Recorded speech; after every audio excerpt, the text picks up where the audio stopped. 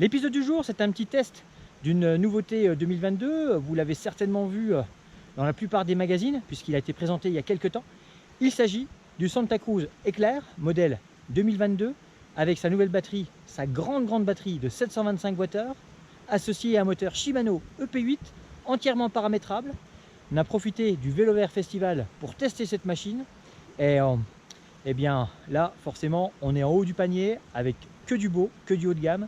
Cadre carbone, ensemble factory de chez Fox, moteur EP8, transmission électronique SRAM AXS, donc une commande push-push au guidon avec une petite pile et une batterie à l'arrière à recharger régulièrement et un changement de vitesse ultra rapide, silencieux et très efficace. Que du bon, que du plaisir en perspective. On va aller profiter des petits sentiers, des parcours test, mais également d'autres petits sentiers pour voir ce que ce vélo a dans le sac, comme on dit par chez nous. Alors pour ce qui est de la prise en main, c'est facile, hein. On a un ensemble RSFS, potence courte, on est sur des géométries modernes, actuelles, contemporaines, plutôt un top tube assez long. Forcément avec les grandes batteries c'est nécessaire, et par contre un cintre large, une potence courte pour quand même conserver de la maniabilité tout en ayant un vélo super stable. Là au niveau du freinage, on a une paire de SRAM Code en 4 pistons avec des gros disques, donc ça freine très fort, il n'y a pas de souci.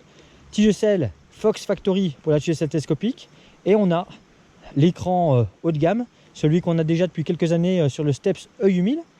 Et bien au niveau des modes, ce qui va changer, c'est que sous les appellations officielles par rapport au Steps EU1000 où on a 3 grades, on vous présentera ça à travers l'application dédiée Shimano.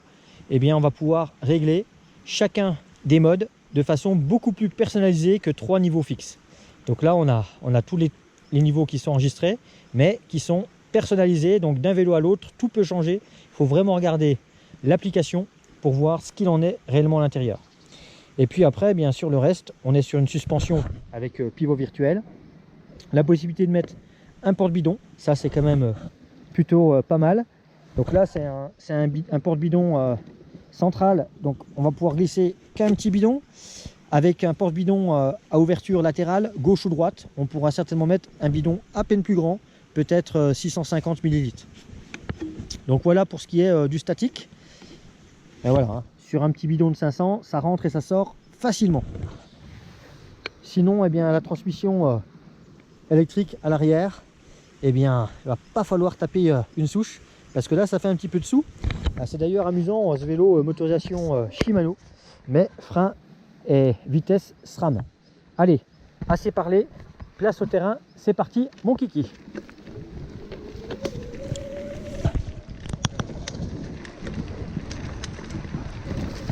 Alors ce qui est agréable déjà, c'est qu'en termes de longueur, on est sur un vélo qui est pas très long par rapport à la grande batterie, et ça, ça va favoriser la maniabilité, il n'y a pas de souci. Bon là il y a plutôt des grosses racines au sol, d'ailleurs ça a glissé de la roue avant, chaud. Par contre au niveau des chocs, ça filtre, il n'y a pas de souci, hein. Waouh, bon là, la Fox elle fait le job, on est sur la dernière génération, on est sur une 36, on a les purgeurs d'air comme sur les 38 qui étaient sortis en 2021, maintenant ça s'est étoffé à toute la gamme. Par contre au niveau de la suspension arrière, c'est très dynamique, très agréable. Là il va y avoir aussi de la racine, un peu de dalle logiquement, d'après mes souvenirs quand j'étais venu repérer en fin d'hiver. Et ouais, pas mal du tout.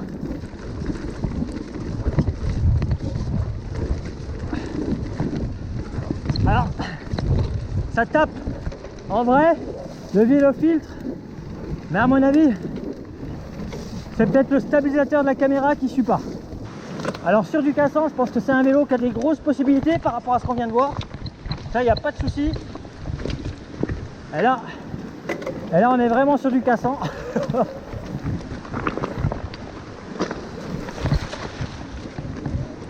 Allez, bon pneu, grande roue, le bon braquet.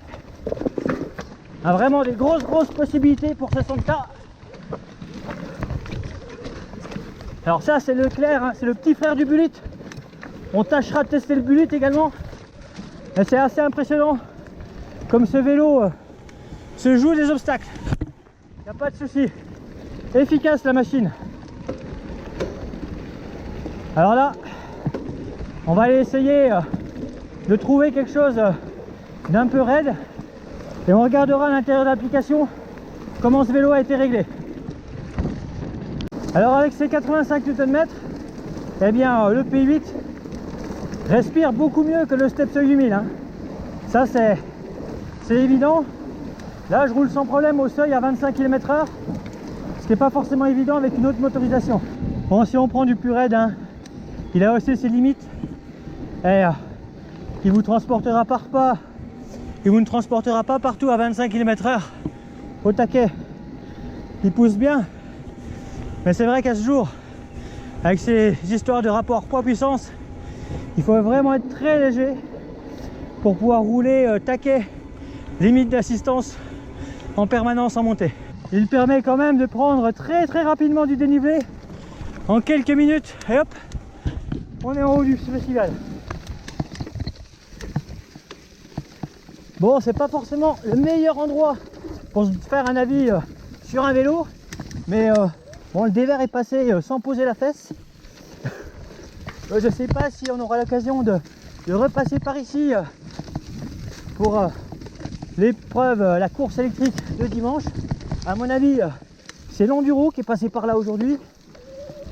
Ça a commencé déjà à être débalisé. Et oulala, conditions dantesques. Donc on va sortir de cette trace là pour essayer de trouver un single descendant qui va nous ramener sur Samoin ou pas, mais rouler des choses plus praticables. Au manque de bol, a priori celui-ci il monte, donc non, il va falloir retourner dans la zone plus critique. Mais ce qu'on a pu voir sur le plat en montée dans les pierriers concernant ce petit Santa Cruz, dans les magazines ils vous ont pas menti. Hâte d'essayer la version avec plus de débattement, mais là je pense que c'est plutôt un vélo quand même destiné à encore plus engagé, parce qu'avec celui-ci il y a déjà vraiment moyen de faire. L'avantage, il est léger, compact, pas trop haut de l'avant, ce qui permet de le placer quasiment n'importe où. Alors là il n'est pas forcément monté en pneu bout avec la pression optimum hein. C'est un vélo test, il y aurait certainement moyen d'améliorer le vélo encore dans des conditions plus courtes, mais il fait le job compte tenu de l'état du terrain. Il n'y a rien à dire, on n'est pas sur un terrain en plus qu'on connaît. On sort d'un paquet de semaines de beau temps, on a beau être franc-comtois, ça fait très longtemps qu'on n'a pas roulé dans la boue, et ça fait bon, ça c'est quand même super bon de retrouver un terrain de jeu qui est le nôtre tout l'hiver, du bon gras. C'est vrai que on a vu à la montée des Montbéliards Puy Rouge, qui sont des vaches de porc chez nous, et bien à la descente on a l'impression qu'on a la boue de Métabier. Et ceux qui ont roulé en 93, on s'en souvient encore. Moi au trial, on avait bien le problème aussi interzone. C'est quand même les crosseurs qui avaient été le plus touchés. En tout cas, si le ministre des Finances vous le permet, ce petit Santa Cruz aux couleurs pistache et chocolat pistache, là vu l'état dans lequel je l'ai mis, ah ben c'est une sacrée machine. Et si au niveau de l'atelier prépa, mon business professionnel au niveau de l'atelier, la mécanique et de la vente, je devais vendre une marque de vélo, et bien ça serait peut-être bien Santa Cruz, parce que je sais que c'est une marque de cœur que Caro affectionne aussi bien au niveau vélo. À l'époque, les Bullitt et leurs amortisseurs 5e élément nous faisaient rêver quand elles faisaient partie des meilleures européennes en descente marathon. Et Santa Cruz reste une très belle marque de skateboard avec des plateaux de bois qui nous ont toujours fait rêver. Donc très belle marque, très beau produit, prestigieux à souhait, et rien à redire à part le choix de la petite console Voilà, en termes d'ergonomie, il peut mieux faire. Au niveau de la préparation, ben, c'est clair que le même vélo qui sortirait de chez nous, là, il y aurait de la gaine spiralée, il y aurait des petits ajustements, des petites préparations. Et puis là, on a un ensemble code, on n'en a pas trop parlé, parce que tout simplement, on va faire un petit sujet là-dessus. Là. On vous mettra le lien pour ces freins code là, en 4 pistons et gros disques. Et puis la transmission électronique, on vous avait fait une présentation théorique. Et là, on va pouvoir vous faire un sujet sur notre ressenti par rapport à ce qu'on a fait sur les passages techniques, la montée. Puis surtout, là, on le fait travailler dans des conditions plutôt grassouillettes. Et puis au niveau bourrage, on voit que le vélo, il est quand même plutôt américain et californien que conçu dans les Vosges ou en Franche-Comté. Quoique ça ne veut pas dire que quand un vélo est conçu dans les Vosges, qu'il est prévu pour rouler dans des conditions extrêmes de boue non plus. Mais en tout cas, les vélos conçus pour rouler dans la poussière, généralement dans la boue, ça peut vite bloquer. Là, ben, avec la vitesse et la pente, on n'a pas été trop gêné, mais ça charge quand même pas mal à l'arrière. Allez, à tout bientôt et jolis rêves à tous.